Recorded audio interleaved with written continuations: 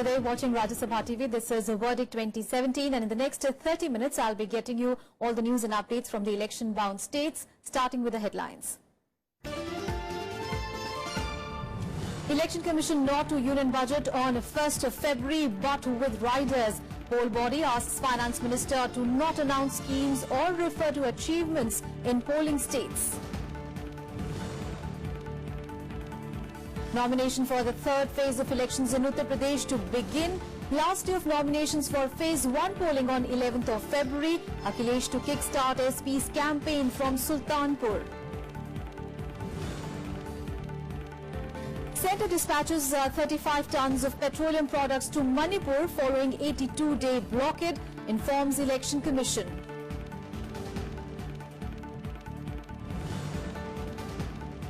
And BJP President Amit Shah says next government in Goa will function under the leadership of Manohar Parrikar, irrespective of where he works from.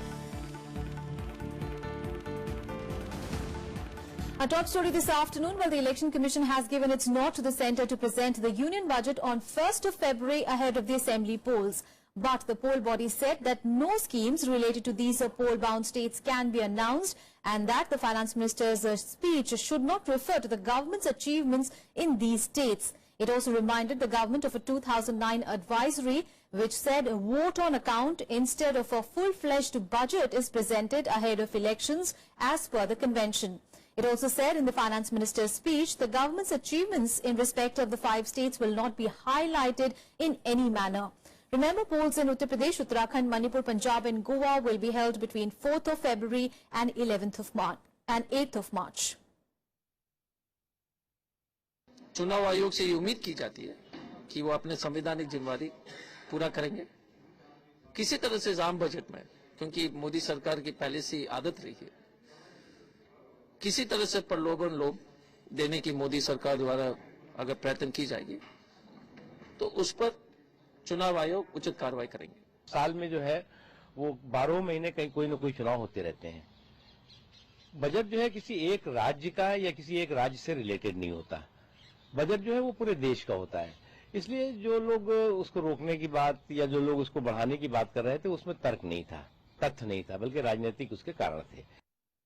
My colleague Vishal is joining us on the phone line for more on this. Vishal, now the Election Commission has okayed the 1st of February date for the budget presentation, but indeed it certainly comes with certain riders and also reminding the centre of an advisory that was issued in 2009. Well, yes, indeed, but the Election Commission's decision has come as a setback to the opposition parties. In fact, all of them had put up a united front against this proposal of the government to advance the budget session and present the budget in between the assembly elections. In fact, 3 days before the first vote is being polled for the state of Punjab and Goa. Effectively, what the Election Commission has done is that the Election Commission has issued a few guidelines, has asked the centre to ensure that no announcement is made with respect to all these states, specifically these 5 states which are going to elections. Now, it is going to be a bit difficult for the government to go ahead and adhere to the guidelines, but we'll have to wait and watch as to how the budget will be presented on the 1st of Feb without contravening the Election Commission's guidelines.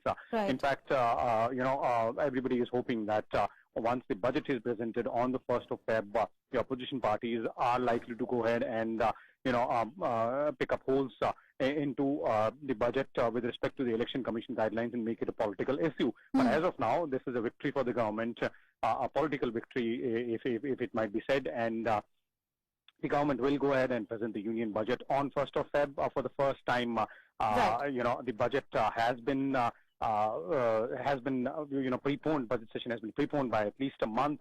Usually, the standard date for the presentation of budget is towards the end of February. But this time, the government has said that to ensure that a better implementation of the funds allocated to several departments is done. Right. The budget will be presented on 1st. The government has stuck to its decision, and it has now got approval from the Election Commission. Absolutely. So all is set for the presentation. Absolutely. So Election Commission has given it its nod for the presentation of the Union Budget on 1st of February ahead of the Assembly elections. Thanks so much, Vishal, for all those updates there.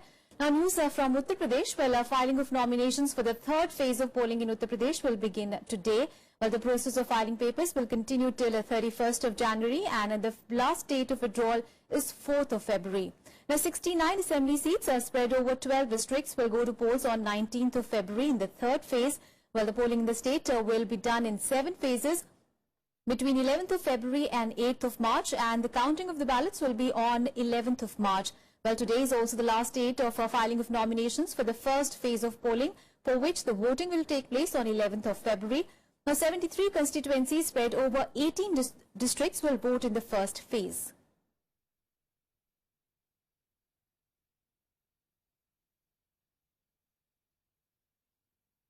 And Akhilesh Yadav will kick off the Samajwadi Party's election campaign from Sultanpur today. Now, this will be his first election rally in the state after he was made the party president and also won the battle of supremacy in his party over his father Mulayam Singh Yadav, who is now the party patron. 5 constituencies in Sultanpur district go to polls on 27th of February in the 5th phase. Now, there has been no word on why he chose to begin the campaigning from here rather than a place that goes to polls in the first few phases of polling. Now, Akhilesh will also address another rally in Lakhimpur on 25th of January. And earlier, the Samajwadi Party released its third list of candidates for the Uttar Pradesh Assembly elections on Monday. Now, Chief Minister Akhilesh Yadav will contest from Mubarakpur, while Mulayam Singh's daughter-in-law Aparna Yadav is contesting from Lucknow Cant.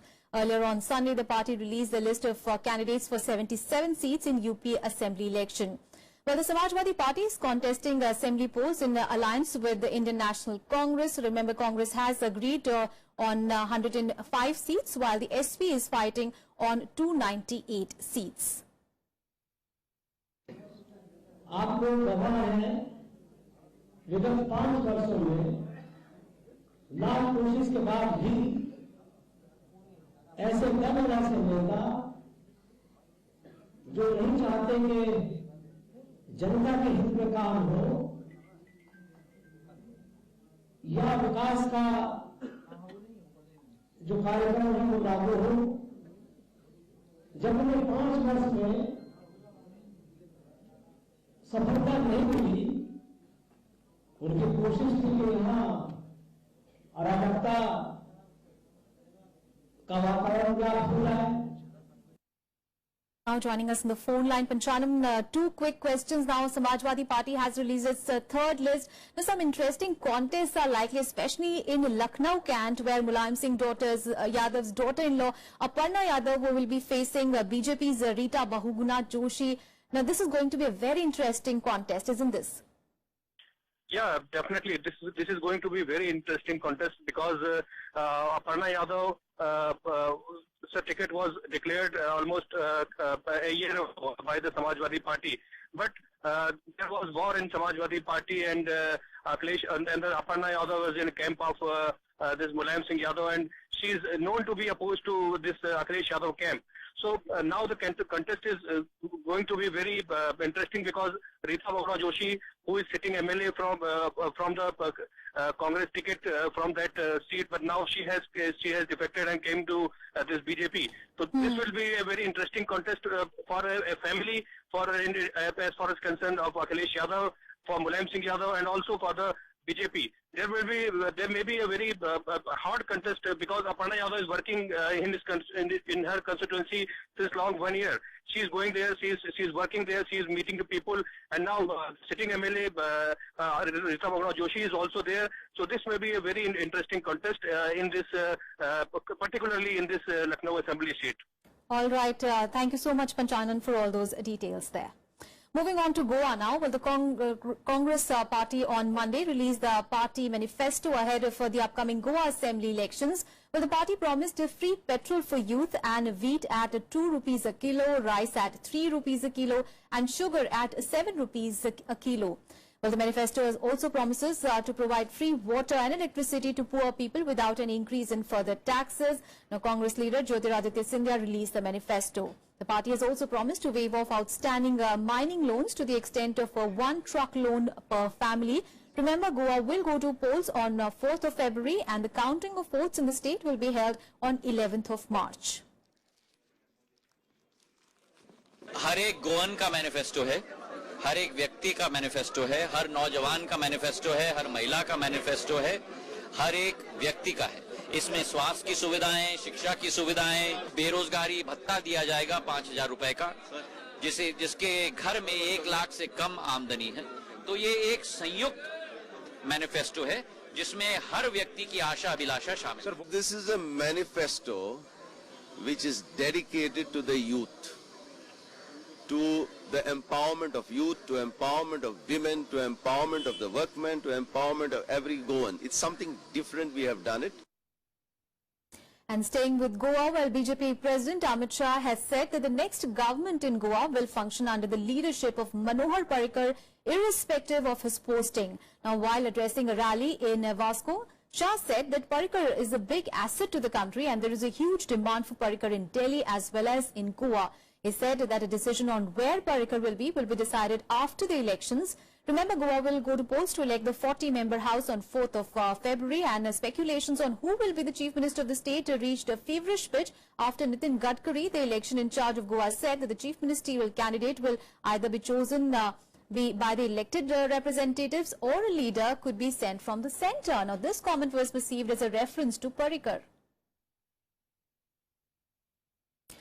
And my colleague Ravindra Singh Sharon is now joining us from Panaji. Ravindra, two quick questions. Now, first, speaking of Congress, now issue of casinos in Goa has really become a huge election issue, and that was pretty evident while looking at the Congress manifesto, in which it has assured a banning on all of them, and other issues that are likely to become flashpoints in the upcoming elections are also there, including that one on mining industry.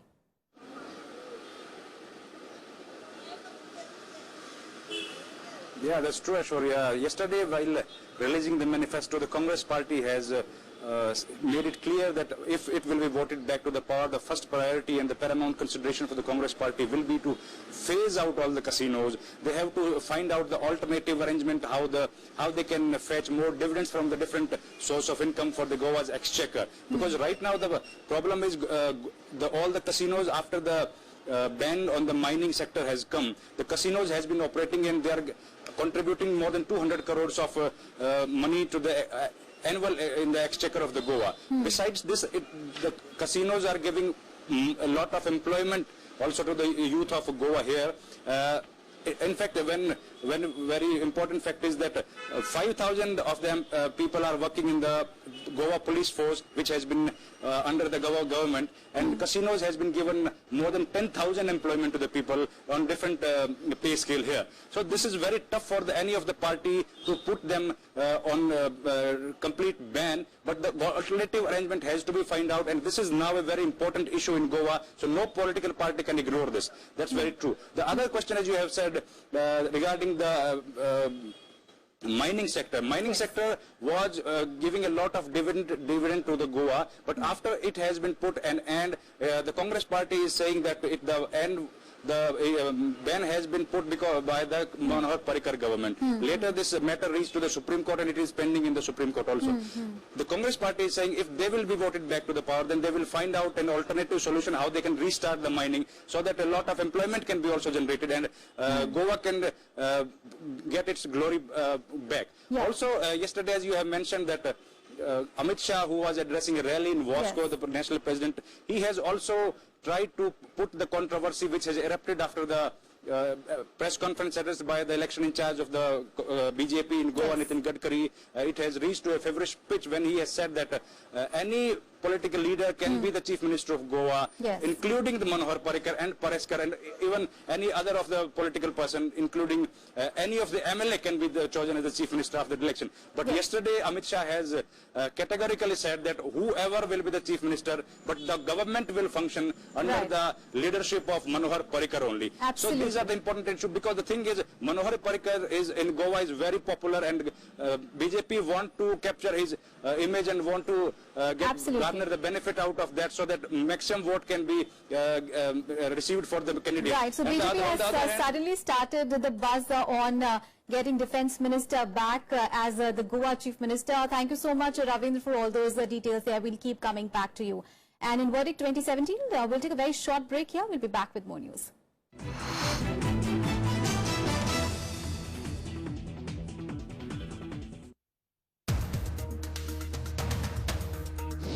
in the Lutyens bungalow zone of Delhi, there is a perception that you are not a favorite of the central leadership. Why? I was a disciplined soldier. I am a disciplined soldier. The people of the state would be giving the mandate. Because Aam Aadmi Party is very clear that they are an anti-casino culture party, but BJP's stand has been that of a flip-flop. We are unnecessarily being tarnished. All the 6 casinos which are floating in Mandavis is the gift of Congress government. Watch To The Point with Goa Chief Minister Lakshmikant Parsekar only on Rajya Sabha television.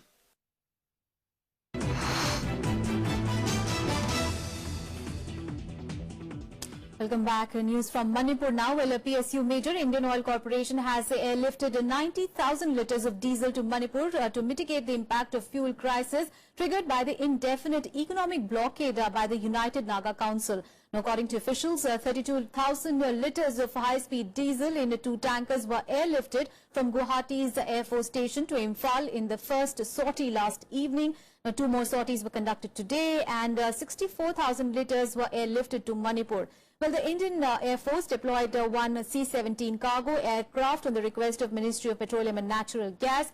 Also, supply of essential commodities to Manipur, remember, has been severely hit since 1st of November last year after the Council declared indefinite economic blockade on NH2 and NH37 that are actually the 2 lifelines to the state. More news from Manipur. Well, the BJP released its first list of 31 candidates for the Manipur Assembly elections that will take place in March. Now, out of the 31 names, the party has announced 20 candidates for the first phase of elections to be held on 4th of March, and the remaining 11 are for the second phase on 8th of March. Now, the names of the candidates were finalized in a meeting of the party's Central Election Committee chaired by its President Amit Shah, Prime Minister Narendra Modi, Home Minister Rajnath Singh, Finance Minister Arun Jaitley and other members. The elections for the 60-member Manipur Assembly will be held in 2 phases on 4th and 8th of March. Now, BJP is in direct fight with the Congress in the state, but it is unlikely to project any chief ministerial candidate. Meanwhile, in a jolt to the ruling Congress in Manipur ahead of the Assembly elections in March, its state vice president and 2 MLAs today resigned from the party's primary membership. Legislators Nemcha Kipgen and Woon Gza-gin submitted their resignation letters to the party president and the speaker. Now, with the resignation, the strength of the Congress has gone down to 45 seats in the 60-member House. Vice President of the Manipur Pradesh Congress Committee also resigned from the primary membership of the party.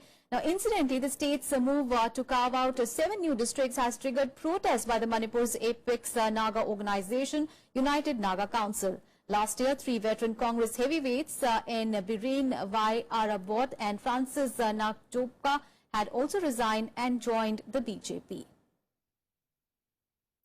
And my colleague Akhilesh Suman is now joining us live from Imphal. Now, Akhilesh, looking at the BJP's first list, it seems that the party is really banking on the Assam experiment of depending on the turncoats to end the Congress's 15-year rule.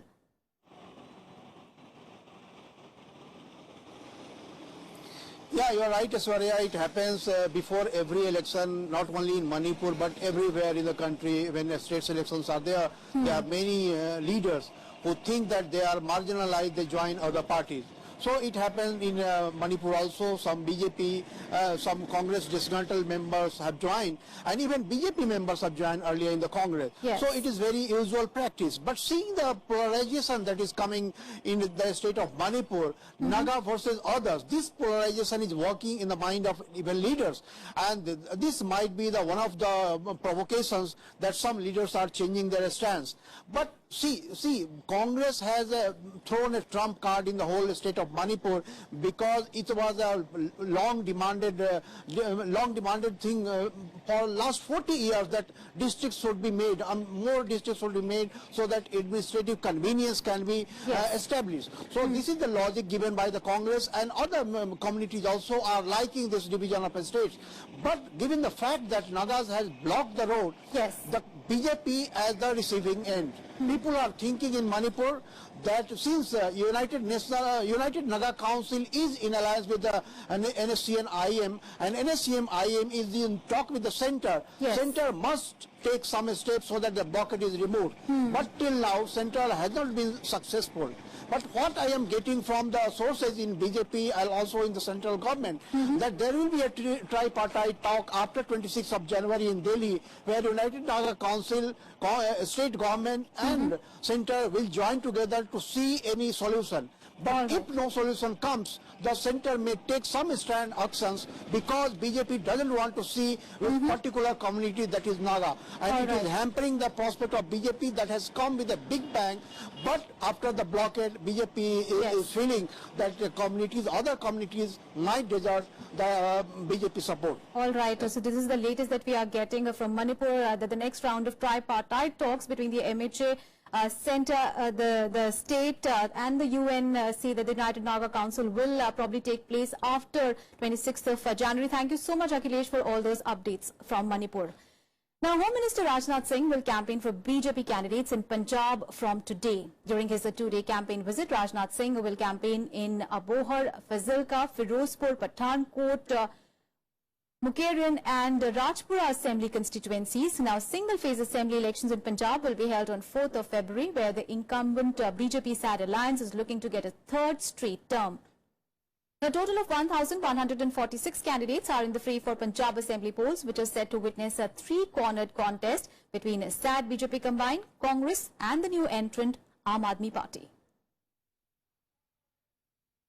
Staying with Punjab, well, the election fever in Punjab is at its peak, with the star campaigners and candidates of all political parties hitting the road to woo voters. Well, our reporter Vishal Daya went on a campaign trail with Congress Party's state president and former Chief Minister Captain Amrinder Singh. Here is a report.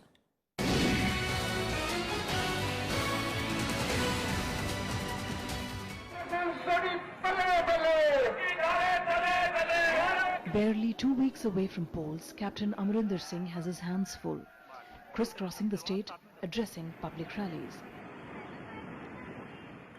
On the day we caught up with him, he was heading to his ancestral village of Mehraj in Bhatinda district. Bad weather played spoil sport, delaying his arrival by at least 2 hours. In Mehraj, the first stop was a local Gurudwara. The local Mandi grounds were the venue where he reached out to farmers. Punjab किसानी रुलती फिरती है, हर दूजे दिन कोई खुदकुशी करता है। वाहिगुरू करे असी आ जाइए और फिर असी ये थोड़ा हल कटांगे। और मैं कह चुके हैं, एक प्रोग्राम दिता है पंजाब नूं कि कर्जा माफ करावांगे और कुड़ी नहीं लगन देवांगे असी। और ये प्रोग्राम चालू हो गया सी पंजाब, मेरा ख्याल 33 लाख बंदियां ने वो फॉर्म साइन दस्तखत कीते सी और मैं करा के देऊंगा। He reiterated the party's commitment to eradicate the drug menace. आज थोड़े 2 लाख करोड़ 90 लाख साडी आबादी आज और 90 लाख बच्चे ने साढ़े 18-35 साल के दरमियान उन्होंने वास्ते कोई नौकरी का प्रबंध नहीं है। और ये जेडे नशे दे विच फसे ने और नशे बेचता कौन है? इन्हां दे लोग। 4 हफ्तियां में नशा नाल लक तोड़ दूंगा जेडे साडे इत्थे बच्चों नूं खराब कीता है। ओदा बिल्कुल जेडे सानू पता है कौन बनाउंदा है, कौन बेचता है, कौन पैसे रखता है, कित्थे बनदी है गल, सारे नूं पता है। और 4 हफ्तियां दी लोड़ नहीं हो तो पहला ही मैं इन्हां नूं लम्बा पा दूंगा।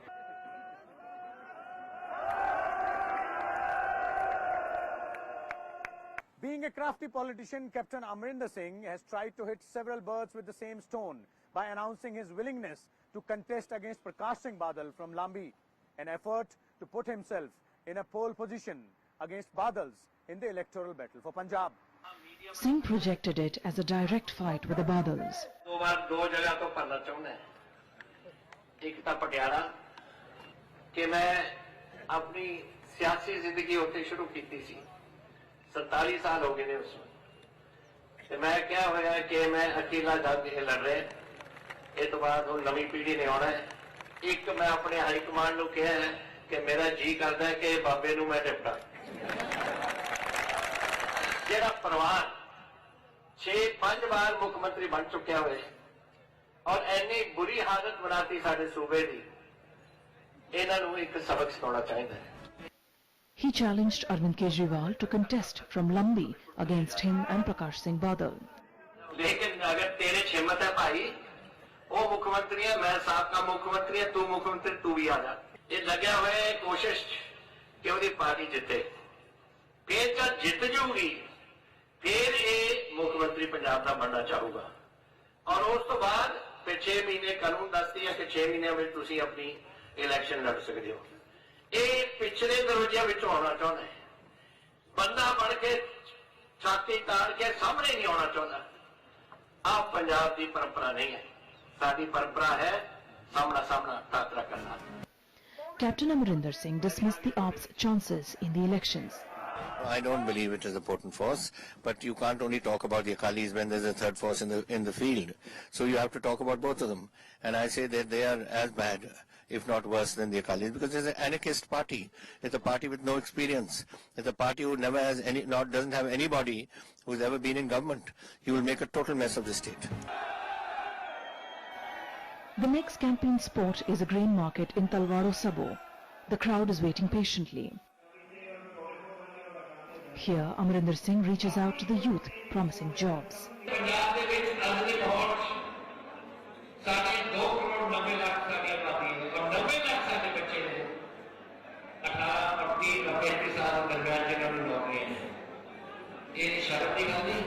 The last public meeting of the day is over. The captain heads to his home turf, Patiala, where his wife Praneet Kaur has been holding the fort in his constituency, Patiala Urban. The Shiromani Akali Dal has fielded General J.J. Singh from the seat. Well, the general can say what he likes. He's just an upstart in politics. He knows nothing about politics. He knows nothing about Patiala. He can do what he likes. He's getting no support in Patiala, and he will be cut a very sorry figure when the final results come out. Talking about the newest entrant in the party, Navjot Singh Sidhu, the captain chooses his words carefully. He is going to be fighting the Amritsar East seat. So there is no problem. We look forward to it. And any number of people who come can only strengthen the party, not weaken it. His wife says there is going to be a strong role for Sidhu in Congress party. You're the state president. What role do you see? Well, I don't know. That is for the Congress president and vice president to finally decide. But he is going to certainly be our candidate from Amritsar. The brewing discontent in the party ranks over ticket distribution was a point of concern. देखिए, एक 1600 में से सिर्फ 117 को मिल सकती सी seat, बाकी जो रह गए, जो हमारे कैंडिडेट को मदद करेंगे दिल से और जिताएंगे, मैं उनको देखूंगा, मैं उनकी देखभाल सब करूंगा जब गवर्नमेंट बनेगी. So this was Captain Amarinder Singh, who is hopeful that Congress, which is out of power in Punjab since a decade, will make a comeback in these assembly elections. Let's take a short break here, and when we come back, we'll take you on a campaign trail with another big leader of the state. And with this, we come to an end of this edition of news. I'll see you tomorrow, same time. Thanks for watching.